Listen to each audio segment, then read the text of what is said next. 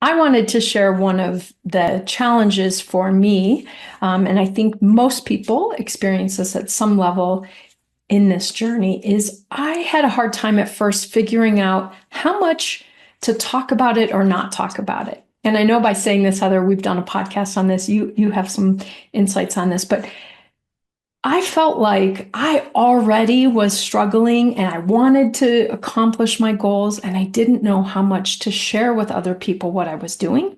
And at the time, fasting was not in any news program, it was not in any magazine. No one was talking about fasting. And I realized when I said I was fasting, people looked at me like I had four heads. Clearly, I was stupid. Clearly, I had lost it. And they really struggled accepting this. I was an early adopter, I would say, of this, and I struggled with how much to share. I think we've come a long way. I think fasting is so much more commonly understood to some level.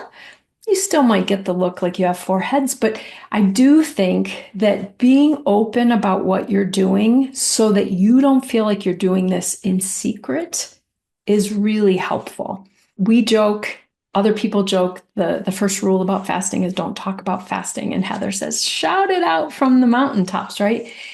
But I want to encourage, as you get going in this journey or as you struggle in this journey, talk to other people about it.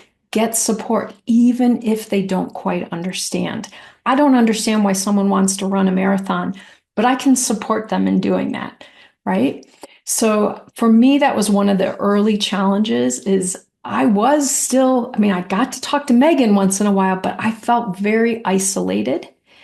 And I felt like I was doing something no one else was doing. So getting involved in a community, getting a coach, getting accountability buddies, talking to your, support network, I think is key.